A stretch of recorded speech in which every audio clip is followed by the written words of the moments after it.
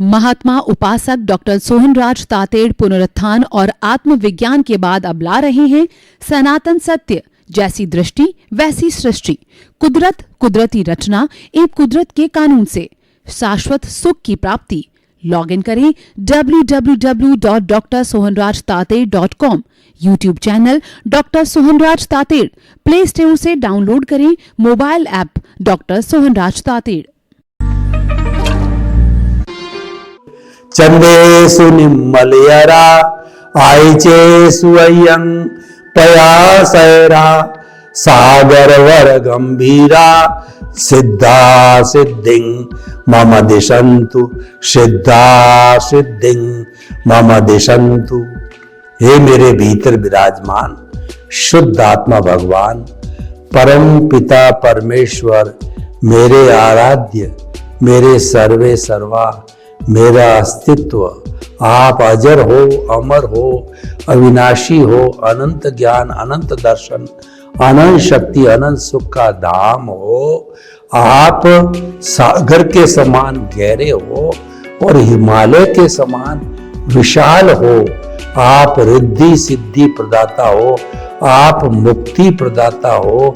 मुझे मुक्ति की ओर प्रयाण कराओ, ऐसा आशीर्वाद दो, ऐसी शक्ति दो, ऐसी जागृति दो। भाई और बहनों, मातृशक्ति को नमन। आज का हमारा बहुत सुंदर विषय संजोगों की व्याख्या। संजोग का अर्थ होता है ऐसे घटक जो मिलकर के हमारा कोई कार्य संपन्न कराते। हम कोई भी आयोजन रखते हैं तो उस आयोजन के अनुसार आयोजक और श्रमिक और हमारा स्टेज और उस पर काम करने वाले जो भी, अगर हमने सेमिनार रखी है तो विद्वान गणों की उपस्थिति, माइक होना, डायस होना, हॉल होना, ऑडिएबल होना, ये सारी चीजें मिलकर के हमारी कॉन्फ्रेंस सेमिनार होती है। तो इन सारी चीज जो इकट्ठी होती है, इतने निमित्त इकट्ठे होते हैं, उनको संजोग कहा जाता है। मैं आपको एक उदाहरण दूं, मुझे एक अच्छी जो है चाय मसालेदार पीनी है, तो हमने संजोग जुटाए कि दूध है, पत्ती है और जो मसाला है, अग्नि है और अग्नि को जलाने वाली जो है वो मशीन है, और पानी डाल दिया हमने, उसके अंदर पत्ती डाल दी और दूध डाल दिया और फिर मसाला डाल करके हाथ से हिलाया, 4-5 बार उकाड़ा लिया, तब जाकर के एक अच्छी चाय मुझे पीने को मिली। अब मैं कहता हूं कि वो चाय मैंने बनाई। वो मिथ्या बात है, वह झूठ है, वो मिथ्या ज्ञान है, इसको अज्ञान कहते हैं। आपने अकेले ने कैसे बनाई? दूसरे सारे घटक नहीं होते, पानी, दूध, चीनी और आपकी जो चाय, मसाला, तो अग्नि, ये नहीं होते तो आपको चाय कैसे मिलती? हम ये गलती कर बैठते हैं, यह काम मैंने किया। एक मकान हम बनाते हैं तो देखिए उसमें सरिया लगता है, सीमेंट लगती है, ईंट लगती है और प्लास्टर के लिए गारा बनाना पड़ता है और आरसीसी करनी पड़ती है और फर्श बनानी पड़ती है, लकड़ी के दरवाजे बनाने पड़ते हैं। मैसन काम करता है, कारपेंटर काम करता है, इलेक्ट्रिशियन का। हम तो हमारा जमीन पे लेआउट करा करके और पेमेंट करने वाला होता है, तो हम तो एक निमित्त हैं। और मैं कहता हूं यह घर मैंने बनाया। आपने कैसे बनाया? इतने लोगों की टीम ने मिलकर के ये घर बनाया। तो मैं और मेरा भ्रांति है, मैं और मेरा जो है वो अज्ञान है। जब ये अज्ञान समाप्त होता है तब जाकर के हमारी संपूर्ण समाप्ति पर मुक्ति होती है। इस अज्ञान को विज्ञान के द्वारा समाप्त किया जाता है। विज्ञान को आर्ट ऑफ द विजन कहते हैं। हमको दृष्टि बदलनी पड़ती है, हमारी रॉन्ग बिलीफ को समाप्त करके राइट बिलीफ बनानी पड़ती है। उस रॉन्ग बिलीफ का सबसे पहला सूत्र है, उसकी जड़ ये है, आप अपने को और दुनिया के किसी भी जो व्यक्ति को कर्ता नहीं समझें। कर्ता तो व्यवस्थित शक्ति है, कर्ता तो कुदरत है, कर्ता तो साइंटिफिक सर्कमस्टेंशियल एविडेंसेज है, ये जड़ है। देखिए, कोई पौधे को पनपा आना है तो जड़ का सिंचन करना पड़ेगा। अगर जड़ एलाइव है, जीवित है, मजबूत है, तो पत्ते पतझड़ में गिर जाएंगे, तो भी आपने उसका सिंचन दिया तो पुनः जो है वो बसंत ऋतु में पत्ते वापस आ जाएंगे। यानी जड़ सुरक्षित है तो पौधा सुरक्षित है, और अगर मान लो नींव सुरक्षित है तो मकान सुरक्षित है। तो हमारा जो फंडामेंटल कि मैं निमित्त हूं, यह भावना सुरक्षित है, ये हमारे आर्ट ऑफ द विजन के अंदर बैठ गया, तो मान लीजिए आपको सम्यक ज्ञान मिलकर के, और धीरे धीरे ये सम्यक ज्ञान, सम्यक दर्शन है। हमारा जो अज्ञान है कि शरीर मेरा है, शरीर का संचालक मैं हूं, मिथ्या ज्ञान, मिथ्या दर्शन और मोहनीय कर्म। मोहनीय कर्म क्या होता है कि हम बाहरी वस्तुएं, पद, प्रतिष्ठा, धन, दौलत और जो है मकान, स्त्री, भोजन, इन सब बाहरी चीजों में हम सुख जो है ढूंढते हैं, परंतु ये तो सुख का आभास है, सुख नहीं है। एक मृग होता है, उसकी कस्तूरी जो है कुंडल यानी उसकी नाभि में होती है, लेकिन उस कस्तूरी की सुगंध जो है इतनी मोहक होती है कि वह जो है हिरण इधर से उधर, उधर से इधर दौड़ता है, ये कहां से आ रही है महक। जब कोई ज्ञानी पुरुष उसको बताते हैं ये तो तुम्हारी नाभि के अंदर है, तुम कहां बाहर ढूंढ रहे हो, ये मृग तृष्णा है। देखिए, गर्मी का महीना है और हिरण प्यासा है, तो गर्मी के महीनों के अंदर रिफ्रैक्शन, परावर्तन होने के कारण जो बालू मिट्टी होती है वह चमकती हुई दिखाई देती है, ऐसा लगता है कि वो पानी है। उस पानी की खोज में प्यासा हिरण भागता है, लेकिन उसके पास पहुंचता है तो देखता है वहां तो कुछ नहीं, वहां तो रेत ही रेत है। ये मृग तृष्णा, यानी कि सुख को हम बाहर ढूंढते हैं, वो तो सुखाभास है, और लेकिन हमारे सुख का दरिया जो है, सुख का भंडार, सुख का धाम भीतर हमारी आत्मा में है। हमारी आत्मा के गुण है अनंत ज्ञान, अनंत दर्शन, अनंत शक्ति और अनंत सुख का धाम है। तो बाहर सुख ढूंढना है, ये मोहनीय कर्म है, और मैं और मेरा मोहनीय कर्म है। मेरा घर, मेरा परिवार, मेरा धन, मेरी दौलत, मेरे बाल, मेरे बच्चे, ऑनरशिप, डूअरशिप जो है वो मोहनीय कर्म है। और ऑनरशिप, डूअरशिप होने से ब्लेम और क्लेम बनते हैं। ये जो मेन जड़ है वो मोहनीय कर्म है। इसीलिए मोहनीय कर्म को राजा कहा गया है, सेनापति कहा गया है। किसी सेना के राजा को या सेनापति को मार दिया जाता है या बंधक बना दिया जाता है तो वह जो है छिन्न भिन्न हो जाती है सेना, क्योंकि सेनापति मर गया, राजा बन गया। तो मोहनीय कर्म जब समाप्त होता है, सबसे पहले ज्ञानावर्णीय, दर्शनावर्णीय, मोहनीय और अंतराय चार घाती कर्म है जो आत्मा की घात करते हैं। सबसे पहले मोहनीय कर्म की घात करनी पड़ती, संपूर्ण मोहनीय कर्म नाश होता है, तब 12वां गुण स्थान आता है और वह होता है क्षीण मोह। क्षीण मोह यानी मोहनीय कर्म संपूर्ण समाप्त हो जाता है। उसके बाद के अंदर हमारा ज्ञानावर्णीय दर्शनावर्णियम को समाप्त होने में केवल अंतर्मूर्ति लगता है। यानी कि मोहनीय कर्म पर चोट करो। मोहनीय कर्म पर चोट कैसे करें कि मोहनीय कर्म पर चोट लगाने वाले ज्ञानी पुरुष होते हैं, सद्गुरु होते हैं, उनकी शरण में जाइए। गुरु बिना ज्ञान नहीं है, इसीलिए कहा गया है कि गुरु गोविंद दाऊ खड़े और काके लागू पाए, बलिहारी गुरु आपनी और गोविंद दियो बताए।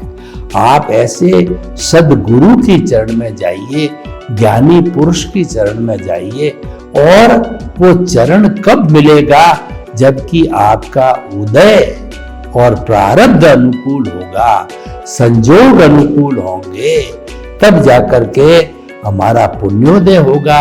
हमको हमारी प्रबल इच्छा होगी, हमारा इंटरेस्ट होगा, हमारा इंटेंशन होगा, और हमारा पिछले जन्म का ज्ञान दर्शन, वर्तमान का ज्ञान दर्शन, और हमारा अंतःकरण, मन बुद्धि चित्त अहंकार, ये उर्वरा भूमि जब तैयार हो जाएगी, गुरु मिल जाएगा, तब गुरु जो है उसमें बीज वपन करेगा।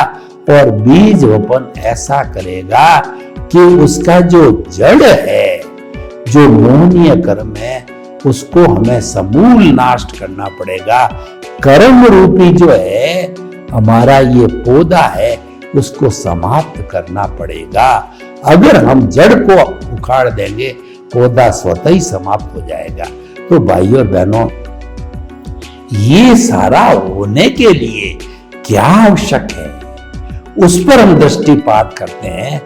ये सारा होने के लिए, मोक्ष में जाने के लिए, मोक्ष के लायक और सहायक संजोग मिलते हैं। भुगतान का डिस्चार्ज पूरा करने के लिए हमारे को भुगतान के लायक जो है संजोग मिलता है। हमको गाड़ी का संजोग मिलता है, तब हम जोधपुर से बॉम्बे जाते हैं, जोधपुर से जो है हम दिल्ली जाते हैं, हमारे पास टिकट है, लेकिन ट्रेन का टाइम फिक्स है और हम 1 मिनट मिस हो गए, गाड़ी चली गई। इसका अर्थ क्या हुआ? संजोग अनुकूल नहीं है। तो उन संजोगों की व्याख्या करेंगे। ये संजोग क्या है जो हमारा काम बनाते हैं? तो कुदरत कहती है कि संजोग की मालिक मैं हूं, यानी कर्ता मैं हूं, और तुम व्यर्थ ही झूठे जो है वो मालिक बनते हो कि संजोगों का मालिक मैं हूं। कुदरत साफ कहती है कि जगत से समझ जीव 84 लाख जीवा योनि के प्राणी, जो कि उत्पत्ति स्थान है, बर्थ प्लेसेज है, लेकिन उनकी संख्या असंख्य अनंत है। तो वो जो है असंख्य अनंत है, तो उन सब का जो है संजोग जुटाने वाला वो कुदरत कहती है मैं ही हूं। तो इसीलिए, लेकिन व्यक्ति जो है अपने मिथ्या ज्ञान, मिथ्या दर्शन से शरीर मेरा है, शरीर का संचालक मैं हूं, कुदरत नहीं है, व्यवस्थित शक्ति नहीं है, साइंटिफिक सर्कमस्टेंशियल एविडेंसेस नहीं है, मिथ्या ज्ञान, मिथ्या दर्शन करके और कुदरत का कानून तोड़ करके, कुदरत के विपरीत जा करके, और वह जो है वो कॉजेस डाल करके भाव भवांतर के अंदर घूमता रहता है। अब हम संजोगों की व्याख्या करते हैं। वो संजोग 5 कहे जाते हैं: द्रव्य, क्षेत्र, काल, भाव और भव। इन 5 संजोगों से सृष्टि, कुदरत, पर्यावरण, कुछ भी कहिए प्रकृति, ये हमारा जो है हर प्राणी का जो है संचालन करती है। उदाहरण के तौर पर कहिए, पहले भाव की बात करूं। भाव का अर्थ होता है नरक गति, तिर्यंच गति, मनुष्य गति, देव गति। और भाव का जब कर्म हमको मिल गया तो वो भाव हो गया। और ऐसा बताया जाता है कि भाव जीवन के अंदर एक बार ही बनता है, और कुछ जो है अवधारणा यही कहते हैं लगभग 8 अवसर मिलते हैं आयुष्य कर्म के, और हर बार में उसको फोटो पड़ता है। जो फोटो पड़ता है वह अलग अलग गति का पड़ता है, लेकिन फोटो के अंदर संशोधन करते करते अंत मति सो गति, तो अंत समय के अंदर हमारा जैसा फाइनल फोटो हो जाता है उसके अनुरूप जो है हमको गति मिलती है, मनुष्य भाव मिलता है। खैर, ये जो है हमारा आयुष्य भाव हो गया। तो हम क्या कहना चाहते हैं, भाव एक बार होता है और अब भाव हर क्षण गिरते रहते हैं। भाव सत्ता हमारी आत्मा की सत्ता है। आत्मा पर कुदरत का कानून लागू नहीं होता है। आत्मा बादशाह है। आत्मा के लिए कहा गया, चाह गई चिंता मिटी मनुआ बेपरवाह, जिनको कुछ न चाहिए सोई शहंशाह। आत्मा शहंशाह है, इसको कुछ नहीं चाहिए, इसको कोई तरह की भीख नहीं है, भय नहीं है। ये भीख और भय तो इस मन वचन काया रूपी पुतले को है। ये पुतला इतना लालची है कि दुनिया भर का धन इसको दे दिया जाए तो भी धापता नहीं है। इसीलिए कहा है कि तृष्णा जो है आकाश समान अनंतिया। एक मनुष्य की तृष्णा को ये प्रकृति सेटिस्फाई नहीं कर सकती, इतना बड़ा तृष्णा का पेट है। लेकिन ये कुदरत कहती है कि मैं 84 लाख जीवा योनि के असंख्य अनंत प्राणियों का जीवन यापन मेरे पृथ्वी जल अग्नि वायु आकाश 5 पुत्र पुत्रियों के द्वारा, घटकों के द्वारा सब का जो मैं भरण पोषण कर सकती हूँ, लेकिन तृष्णा एक व्यक्ति की भी पूर्ति नहीं कर सकती हूँ। तो इसीलिए हम आपको कहना चाहिए कि ये कहना चाहते हैं, ये भाव तंत्र है ना, मनुष्य का भाव कहीं का कहीं चला जाता है। लेकिन जो व्यक्ति ज्ञान दर्शन यानी आत्मार्थी होते हैं, ज्ञान दर्शन की कभी बात करें तो समझना चाहिए ये आत्मा का गुण है। ज्ञान प्लस दर्शन इज इक्वल टू आत्मा। उपयोग लक्षणों जीव, आत्मा का जो लक्षण है वह उपयोग है। उपयोग का मतलब ज्ञान दर्शन वाला। आत्मा को सच्चिदानंद कहा गया है। सत का मतलब अविनाशी है, चित का मतलब ये ज्ञान दर्शन वाला है, और आनंद इसका लक्षण है। यानी आत्मा जो है वो अनंत सुख का धाम है, उसमें आनंद ही आनंद है। वो आनंद प्राप्ति जिसको हम कहते हैं शाश्वत सुख, वो प्राप्ति होने के बाद में जीवन में कभी दुख आता ही नहीं है। और हमारा जो वर्तमान का जीवन है इसमें हम सुख और दुख के पलड़े में झूलते रहते हैं, कभी सुख का पलड़ा नीचे, कभी दुख का पलड़ा नीचे।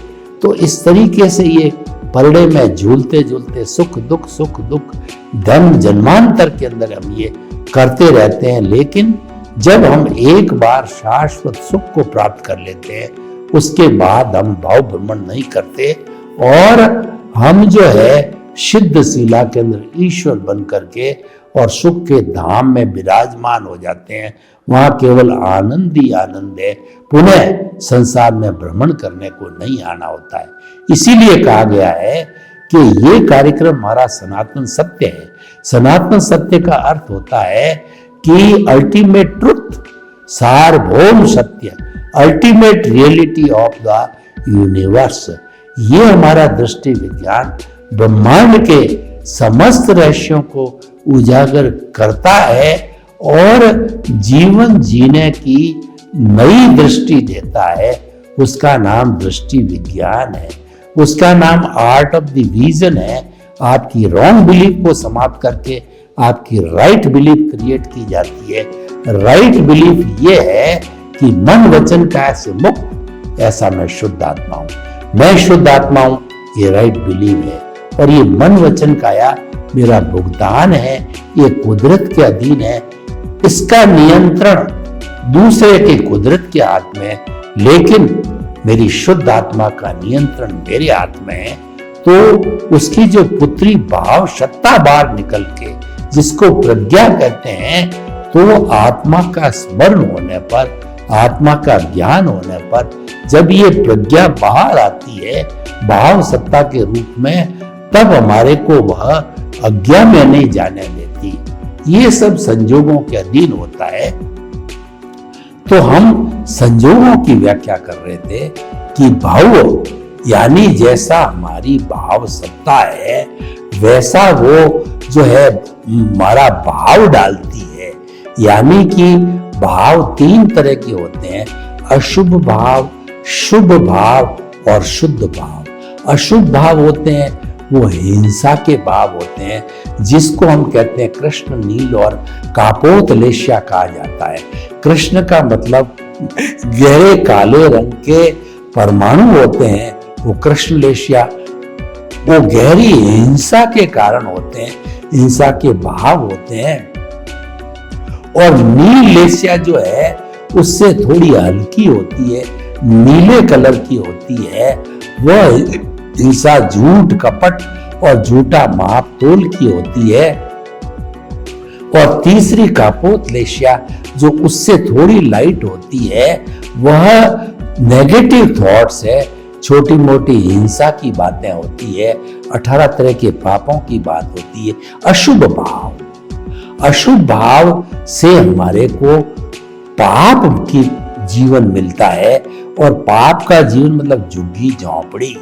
झुग्गी झोंपड़ी का अर्थ होता है रहने को पर्याप्त स्थान नहीं, आपस में कलह होता है, पैसे की कमी होती है और बरसात के समय में ऊपर से पानी टपकता है, जितने मेंबर होते हैं सोने को पर्याप्त जगह नहीं होती, 2 जून का भोजन नहीं मिलता, बीमारी होती, कलह होती है।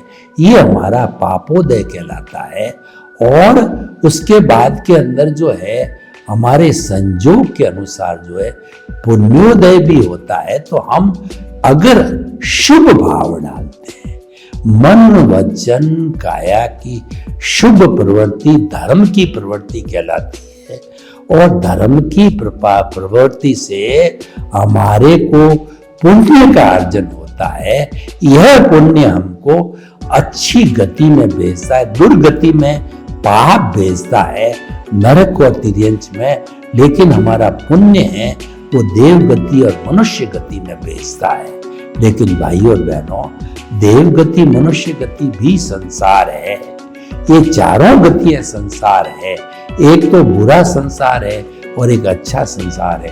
अब तीसरे में भावों की बात करूं, वो शुद्ध भाव होते हैं। शुद्ध भाव का अर्थ होता है आपके अस्तित्व के इर्द गिर्द, आपके प्रभु के इर्द गिर्द, आपकी आत्मा के इर्द गिर्द, आपके भीतर विराजमान परमपिता परमेश्वर के इर्द गिर्द रहना, उसकी भजना करना, उसकी बात करना, उससे वार्तालाप करना, उसको रिझाना और उसके नाम की माला फेर करके जैसे कि एक भक्त भगवान को समर्पित हो जाता है, आप अपनी आत्मा को समर्पित हो जाओ। ये भक्ति मार्ग है। उससे जो है पुण्य कैसा मिलता है, मोक्ष के लायक और सहायक मिलता है।